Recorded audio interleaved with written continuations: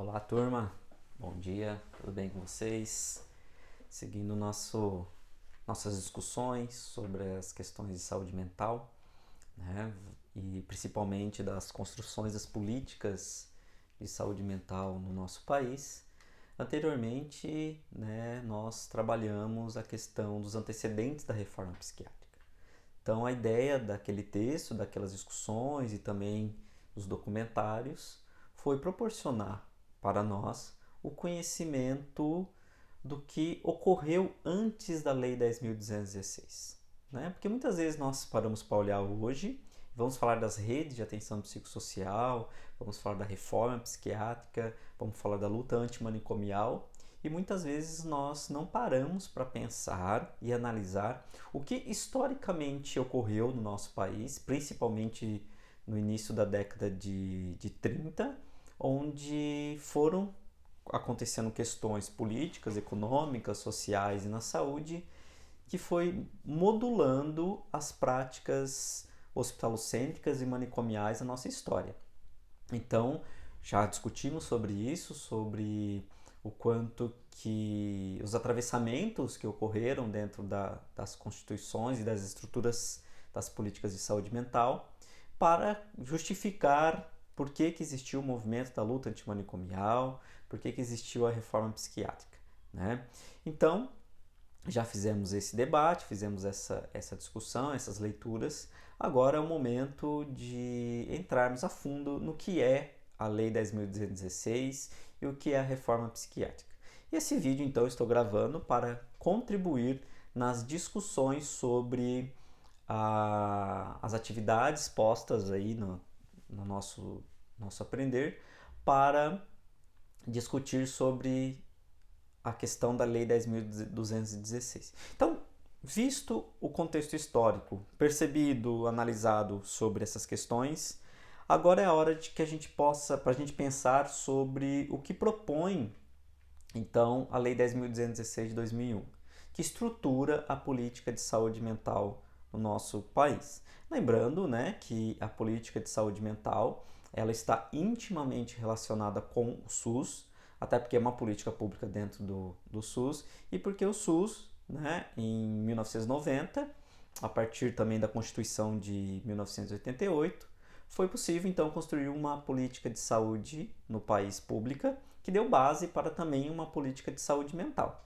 Então, isso precisa ficar muito demarcado como um fato importante, né? Lembrando, né, também dos processos de democratização do país, principalmente com o fim da ditadura em 1985, a Constituição Democrática de 1988, que foram ferramentas importantíssimas para que a gente possa hoje falar de rede de atenção psicossocial. Então não dá para olhar para essas questões e não olhar para a história e a relação das políticas de saúde mental no país com a democratização e com o SUS. Isso são importantes, pontos importantes, tá bom? Então, quando nós paramos para olhar a reforma psiquiátrica, precisamos necessariamente olhar primeiro para a Lei 10.216. Então, faça a leitura da Lei 10.216. São 3 páginas, é bem tranquilo. Ali é um marco, é um ponto inicial. É onde no país nós colocamos a saúde mental enquanto política pública.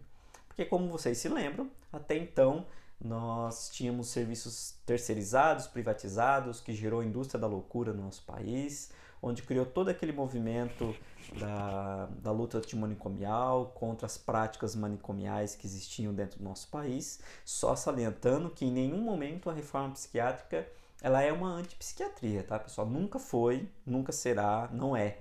Não é uma antipsiquiatria, mas é um olhar para a saúde mental que é atravessado por muito mais elementos e não só único exclusivamente as questões biológicas. Então isso foi também um olhar desafiador e é ainda, né, por conta da centralização e da visão de suposto saber que nós temos dentro da saúde mental e muitas vezes direcionados para profissionais específicos. Então a ideia da reforma psiquiátrica não é deixar de dar assistência psiquiátrica, mas é modificar o modelo, é propor um outro modelo. E a Lei 10.216 faz isso. Então, convido vocês a lerem, né, os artigos, porque ali vocês vão perceber uma diferença, uma transição do modelo hospitalocêntrico, do modelo que antes nós tínhamos, antes da reforma psiquiátrica, focada no hospital, o hospital enquanto único dispositivo, enquanto única ferramenta de atenção, né? Dessa lógica de uma instituição total. Recomendo a leitura de Foucault, de Goffman, que vão discutir muito bem sobre esse olhar manicomial hospitalocêntrico, né? Onde nós tínhamos também a questão de violência, a violação dos direitos humanos, e para isso recomendo, né, além da leitura do texto Antecedentes à Reforma Psiquiátrica no Brasil, Contradições da década de 70, recomendo também assistir ao documentário da Daniela Arbex, Holocausto Brasileiro, assim como seu livro, que relata e mostra de forma documental, jornalística, né, tudo o que ocorreu dentro desse contexto.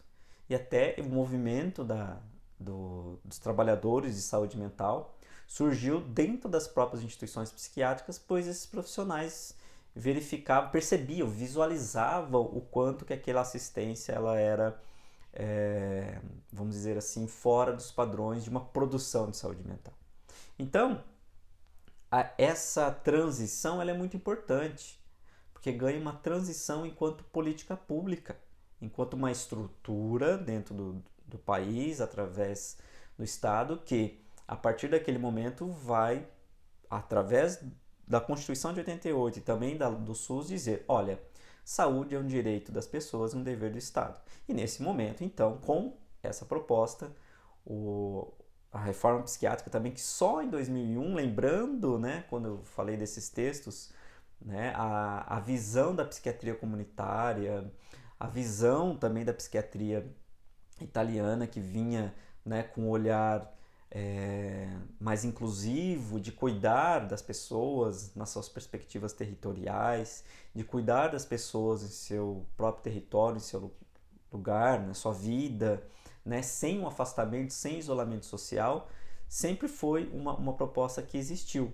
porém não aconteceu devido principalmente à questão da ditadura, a própria sociedade, né, que tinha essa visão manicomial, uma sociedade muito higienista, de limpeza, enfim, que entendia a diferença como algo a ser excluído. Então, só em 2001 que nós conseguimos instalar, enquanto política, dentro do nosso país, uma estrutura que, a partir dali, começou a construir essa lógica. Então, é muito importante, primeiro, para entender hoje os desafios são muitos, porque a gente percebe um enfraquecimento das políticas inclusivas, né, principalmente dentro da RAPs, dentro dos CAPs, para um movimento novamente ainda centralizador por conta das atuais políticas de saúde mental. Então, as discussões elas não pararam, a gente ainda precisa discutir sobre isso, mas entender essa lógica para se chegar na Lei 10.216.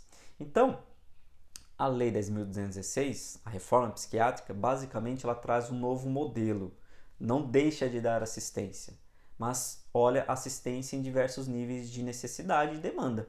Vai entender que a pessoa que tem um sofrimento mental ou que tem um problema em relação a álcool e outras drogas, enfim, tem uma necessidade, uma demanda de ser cuidada da mesma forma daquilo que levou a esse sofrimento, que são demandas biopsicossociais, que são demandas territoriais, que são demandas familiares, que tem a ver com a história, que tem a ver com questões econômicas, com questões políticas, com um monte de fatores que atravessam as pessoas, colocando a demanda de cuidado exatamente de uma forma mais ampla. Então, não só mais com o corpo e nem com uma visão culpabilizante que nós tínhamos na visão anterior, ou seja, de culpabilizar o sujeito pela sua doença e pelo seu sofrimento.